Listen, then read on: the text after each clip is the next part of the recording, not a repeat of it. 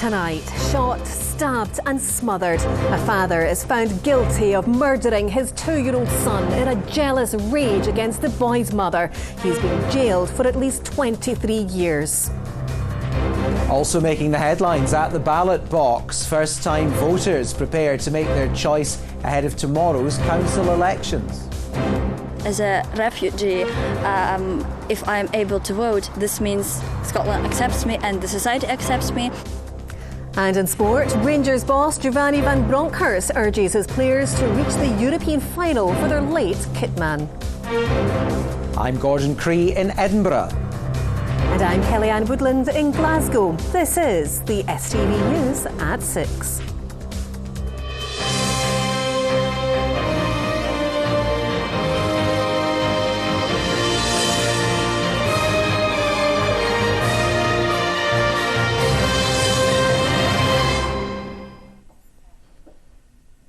Good evening. A father has been found guilty of murdering his 2-year-old son in a jealous rage against the boy's mother. It took a jury just 3 hours to convict Lucas Chapla of murdering little Julius at his flat in Edinburgh's Muir House in November 2020. Chapla's being jailed for at least 23 years.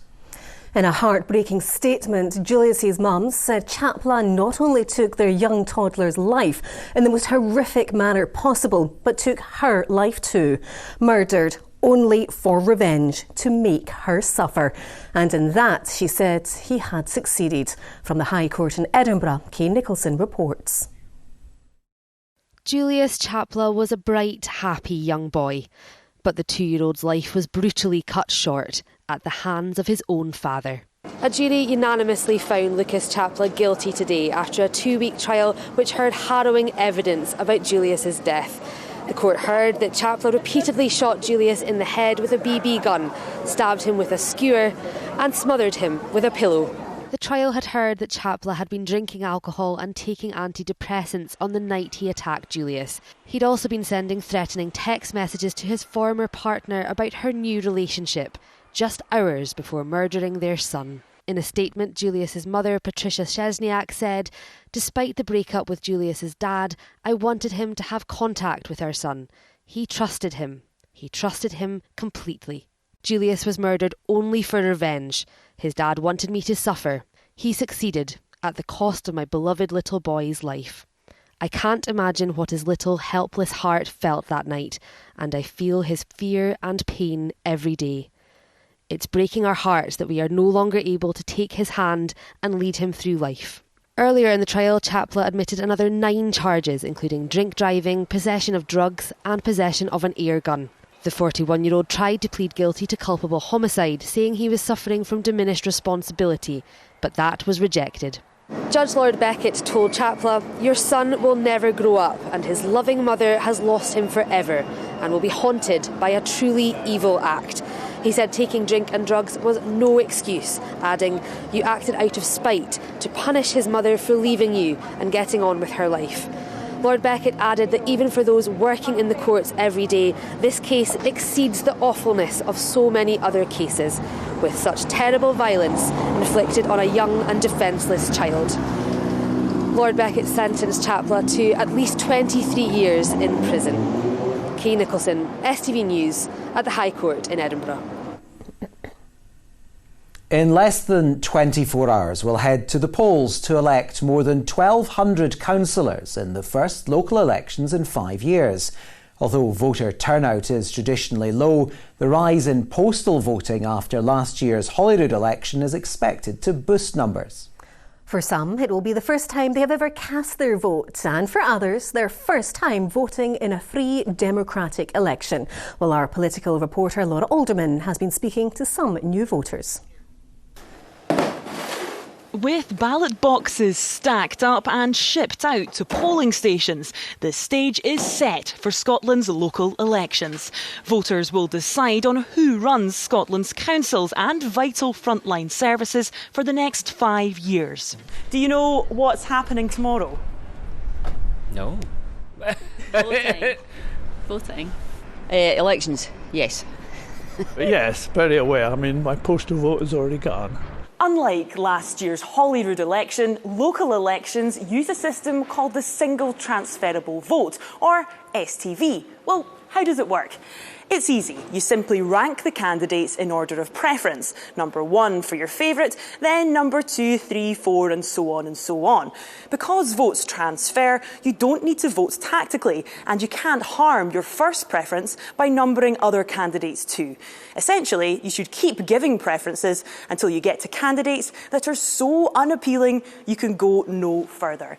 During the last local elections in 2017, this idea became more commonly known as vote until you bulk. For many young people, it's their first time voting in a local election. It's really important because it shows decision makers and politicians that young people do genuinely care about the issues that they are making decisions on. It's also the first council election that refugees can vote in too. 18-year-old Varvara settled in Montrose about a month ago after fleeing the war in Ukraine.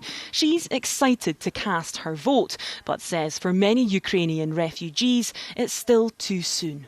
As a refugee, if I'm able to vote, this means Scotland accepts me and the society accepts me. If I vote, if I just put a tick, this will mean a lot for me because I'm not doing nothing, I'm doing something.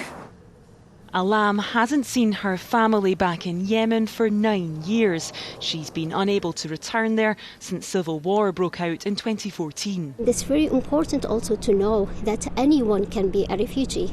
So it's not something that you can decide it or you choose about it. She's now a student at the University of Glasgow and helped campaign to change the law allowing refugees to vote in last year's Holyrood elections. It was, to be honest with you, one of my happiest moments. I'm sure actually the refugees who will be voting, they will feel the same feeling that I had at that time.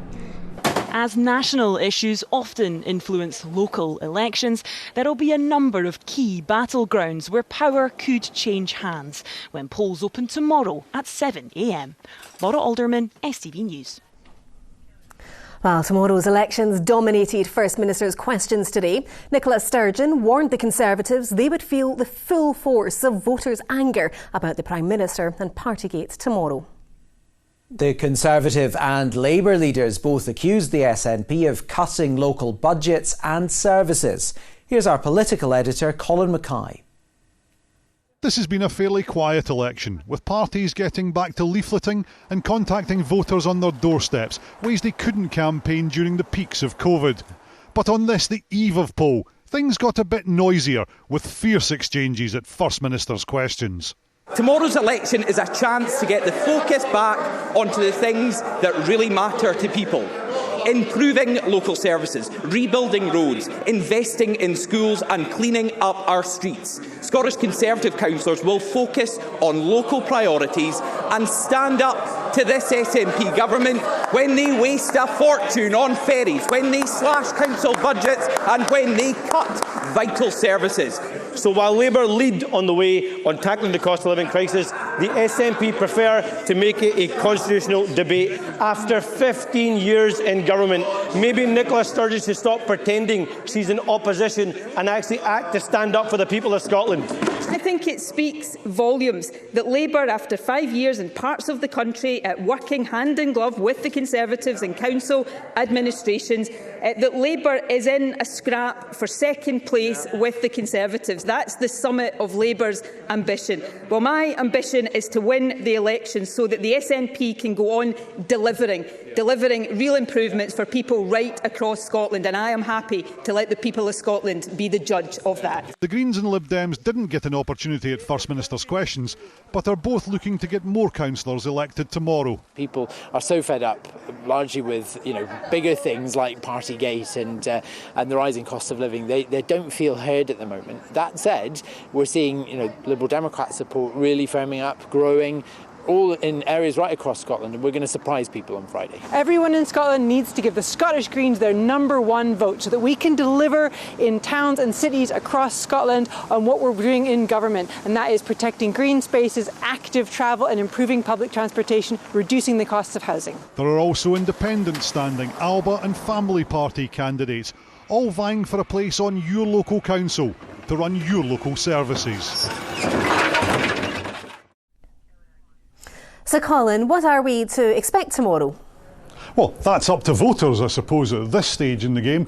But, you know, this isn't an election that's going to decide on an independence referendum or save the union, although a lot of people will choose to vote along those lines. It's not going to directly impact on Partygate and Boris Johnson or the ferry scandal and Nicola Sturgeon or even Curry's and Sir Keir Starmer. This is really about local services like schools, like libraries and parks, that kind of thing. It's about local issues like your council tax, getting your bins emptied, keeping streets clean and getting potholes filled in. Now, a poll today, an opinion poll by Savanta Comres for the Scotsman, suggests that the SNP are still way ahead, but Labour are now in second place with the Conservatives in third place. But tomorrow's election is much bigger than any opinion poll, and it's a different system as well. It's single transferable vote, 1, 2, 3 and so on, as Laura was explaining to you earlier on. But that makes it much, much more difficult to predict. So we'll get the results at the counts on Friday, and we'll tell you who the winners and losers are right here, and also we'll keep you updated throughout the day on the STV News website. Indeed we will. All right, thanks very much, Colin. Now, for much of the COVID pandemic, life behind the walls of Scotland's largest prison has been more cut off than ever before as the service deals with the challenges of the virus, drug use, rehabilitation and more. Those challenges are being faced in a prison that's scheduled to close in less than 4 years' time. Well, Ollie Dickinson has been to the jail to look at life behind and beyond bars. This high-definition full-body scanner is the latest weapon in the fight against drugs in prisons. It shows detailed x-rays of inmates' bodies, and it's already stopped drugs entering at Barlinnie 3 times this week. Illicit substances are big business behind bars. Restricting supply creates a safer environment. In the last 4 months, it's had a massive impact on just the stability of the prison. So now staff are reporting that the place is far more easy to manage because they're dealing with more predictable days. They're not having to deal with emergency escorts, they're not having to deal with people, or as many people under influence. So it becomes a bit more manageable for them. What's your name? Smith. What's your prison number? 1, 2, 3, 4. We'll just get a wee letter for you here today, alright? Sometimes the simplest solutions are the best. Previously, criminals would lace letters with drugs that could be smoked or ingested. Now inmates get photocopies instead of the real thing. Mail has become more important to inmates here as contact with the outside world was limited during COVID. The virus also brought the court system to a halt, with delays increasing overcrowding, making the challenge of social distancing almost impossible. For everyone in here, it's a complex environment. So you've got staff who are worried about their own health, you've got individuals who are here who don't want to be here, worried about their own health, and they're worried about their family's health, and it's an old Victorian prison that comes with its own issues in terms of trying to keep the prison going, try to keep it functioning, because it is like a mini town. 2 years ago, a damning report declared Barlinnie as no longer fit for purpose. By 2026, Scotland's largest prison should be closing, replaced by HMP Glasgow. However, that's 4 years away, placing an extra strain on this Victorian site. It's a huge investment, of course it is. It's the biggest prison that we have in Scotland. It's a huge investment for the Scottish Government. But we have to get that right. And even things like incorporating things which we wouldn't have thought of 5 years ago. How do we cope with the future pandemic? Building that into the design. So there have been issues with the planning permission and so on. It's always difficult in terms of a prison, but we're taking forward those plans. The youngest wing at Barlinnie is over 100 years old, but the challenges within these walls are not unique. The entire justice system is under scrutiny, with significant change being proposed at Holyrood. Ollie Dickinson, STV News. Former MP Natalie McGarry has told her embezzlement trial she spent thousands of pounds on expenses during the referendum campaign. Ms McGarry was working for various organisations, including Women for Independence, in the run-up to the vote in 2014. Natalie McGarry is accused of stealing £25,000 from 2 organisations campaigning for independence. She denies the charges. Our political correspondent Ewan Petrie reports. During the referendum campaign in 2014, the jury heard Natalie McGarry travelled around the country as part of her role with Women for Independence. On her second day of giving evidence on her own behalf, the court was shown a spreadsheet of events Natalie McGarry was involved in, as well as Facebook posts from between 2013 and 2014. Miss McGarry told the court it just showed how busy she was. She said her 2014 diary, which was seized by police, helped her keep track of her movements. She said, "I wouldn't know what I was doing unless it was right in front of me." The court heard the total spent on these events, including a trip to Perth on the eve of the vote, amounted to more than £3,800.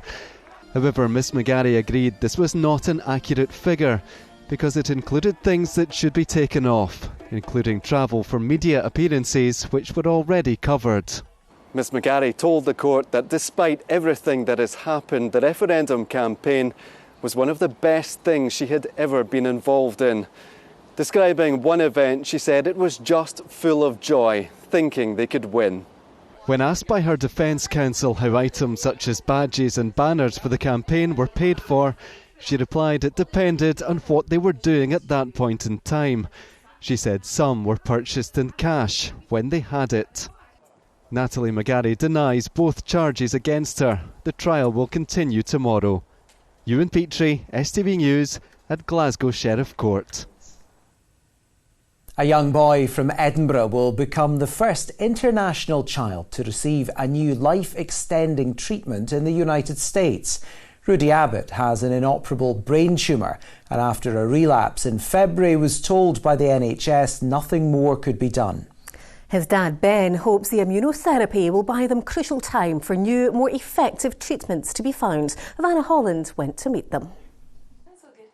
Don't worry about a thing, 'cause every little thing's gonna be alright. It's hard not to smile at 8-year-old Rudy's positive attitude to life. And now, after a tough few years, he has something to smile about himself. He's just been given the green light to be part of a life-extending trial in Seattle. Crucially, he'll be the test case for allowing other international children the potential access to this treatment. I'm happy and excited because if they're going to get this tumour away, I'll be happy because, it's going to be a big help.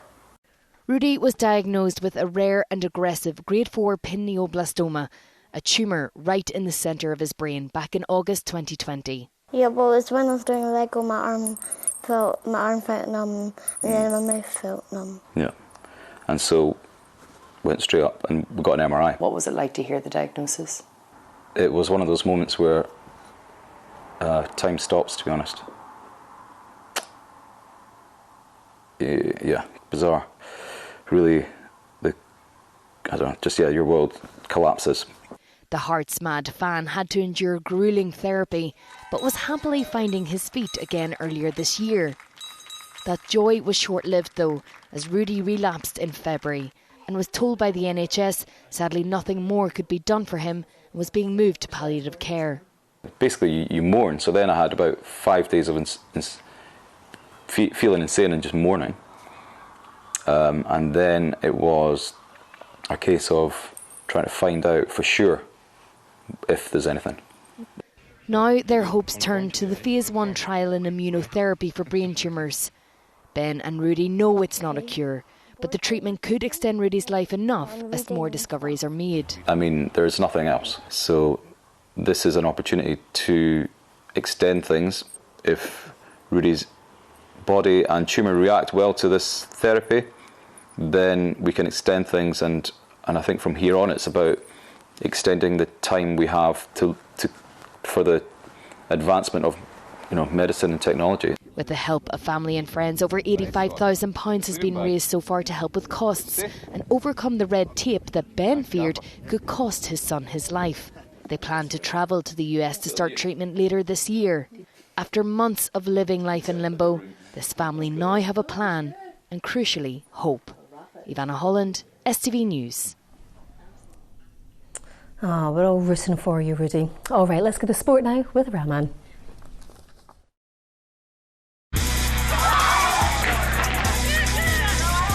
your fill of the action. STV Sports, sponsored by Papa John's Pizza. Good evening. Giovanni Van Bronckhorst says Rangers have faced a very difficult 24 hours after the passing of kitman Jimmy Bell. But the players are ready to make him proud by qualifying for the Europa League final. The Auerbach side take on RB Leipzig tomorrow night in the second leg of their semi-final, aiming to overturn a 1-0 deficit. Here's Ronnie Charters. It was a sombre mood at training for these Rangers players. A European semi-final tomorrow, but today still coming to terms with the loss of their legendary kitman Jimmy Bell. Yesterday we didn't do a lot. I mean, we were all at the training ground, but of course the atmosphere was very, very down and still in shock. Yesterday was really difficult to take. We all took to our own to obviously to mourn Jimmy. It was a really big game already, but we're all very determined to go out tomorrow and give everything we can to make everyone proud, and especially tomorrow make Jimmy proud. On the field, Rangers will have to repeat their heroics of the quarter-finals when they beat Braga despite a 1-0 defeat away in the first leg. Questions still remain over the fitness of Kemar Roofe and Aaron Ramsey. Well, depending how the training will go. I mean, we all, when they got injured, we all knew that they will work towards the game tomorrow. And of course, I'll wait as long as possible. But for me, the most important thing is that they are physically able to play a part in tomorrow's game. Leipzig arrived in Glasgow early and trained at Ibrox this afternoon. Despite holding the advantage in the tie, the Germans know Rangers will come out fighting. We know we have a 1-0 lead, but I fully expect we will need to score goals. Rangers are two completely different teams at home and away. We know they will come out and attack us, but we will be ready and we will have space. Despite their injuries, we are expecting to face the best possible Rangers tomorrow. Ronnie Charters, STV News. On to tennis, and Andy Murray will face Novak Djokovic for the first time in 5 years after the Scot progressed to the last 16 of the Madrid Open. Murray produced a fine performance against Denis Shapovalov, defeating the 14th seed in 3 sets to set up a meeting with Djokovic. The former world number one says his movement on the court is much better now than what it was at the start of the year. My movement won me that match tonight. I defended so many points, he has so much power, and I managed to defend lots of points, and that won the match for me. How are you looking ahead to the match-up against Novak Djokovic? Do you fancy your chances? I mean, in theory, I should have no chance in the match. He's obviously number one in the world, and I'm playing with a metal hip. On to rugby, and Glasgow Warriors back row Jack Dempsey says the players are relishing the chance to become the first Scottish team to win a European trophy. The Warriors are away to Lyon in the quarter-finals of the Challenge Cup on Friday. There is excitement and buzz around because, yes, we got back home, we're away from South Africa, and we get to travel again to France, which is always exciting. But we know how big this game's going to be, from not only because you win or you're out, but because the bigger picture is if we get to the big dance at the end, we could, be the first Scottish team to ever bring back a European trophy. And that, folks, is all your sport tonight. Get your fill of the action. STV Sports, sponsored by Papa John's Pizza.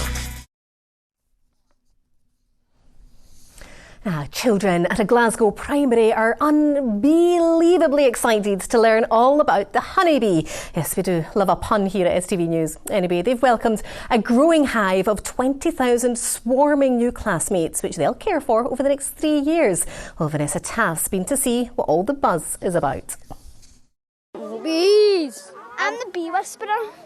These P5s are buzzing to find the queen bee of their hive. They've decorated it especially to make a happy home for their newest classmates.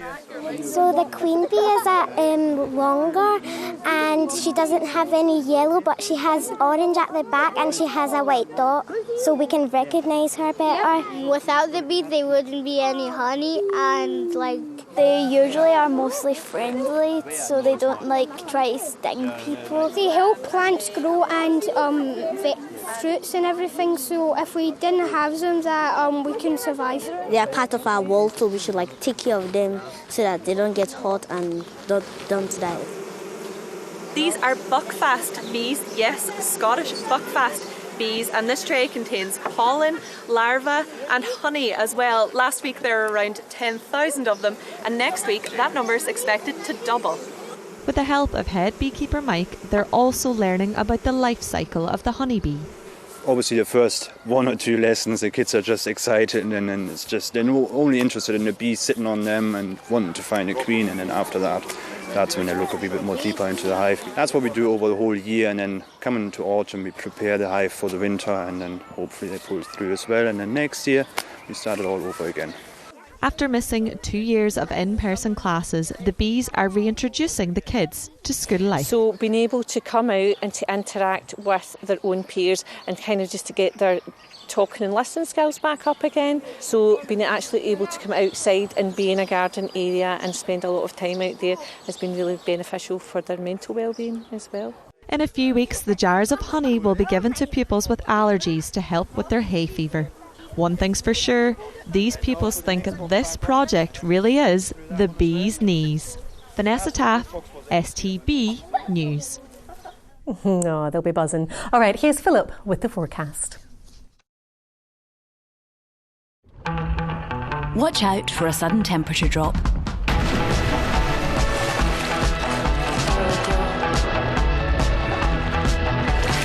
TUI Blue Hotels sponsor STV Weather. Well, like I said yesterday, the next couple of days are remaining changeable and unsettled. We've got this mess of frontal systems moving in from the Atlantic, bringing with it a lot of cloud and rain at times. But just in time for the weekend, high pressure will build across the country. So for Saturday and Sunday, things are turning dry, bright and more settled. Back to you just now, though, and as we head through this evening and overnight, we've got some early evening sunshine, still 1 or 2 showers around, but those are fading away to begin with. It will turn mostly dry for a time, but then through the early hours of tomorrow morning, we start to see some thicker cloud and a band of rain spreading in across the far west ahead of this frontal system that's coming in from the Atlantic. Temperature-wise, not dropping too far, lows of around 9 or 10 degrees where we've got that cloud. Elsewhere, though, frost-free, lows of around 5 or 6. Now looking ahead to tomorrow, a cloudy start to the day. That front will continue to work its way eastwards, bringing with it showers. Behind it, we've got a second band of rain that moves through the course of the afternoon. Central, southern and eastern areas, though, it does remain drier and brighter for longer, so it will be feeling warm, highs of 15 or 16 degrees Celsius. Looking ahead to Friday, we start the day with another band of rain that works its way south and eastwards through the course of the morning. Afternoon, though, it will be an improving picture, some sunny spells with highs of 17. Bye-bye. TUI Blue Hotels sponsor STV Weather. Your late news is at 10:30, then Rona has Scotland Tonight. And we're both back tomorrow at 6 o'clock. From all of us here, bye for now. Bye-bye.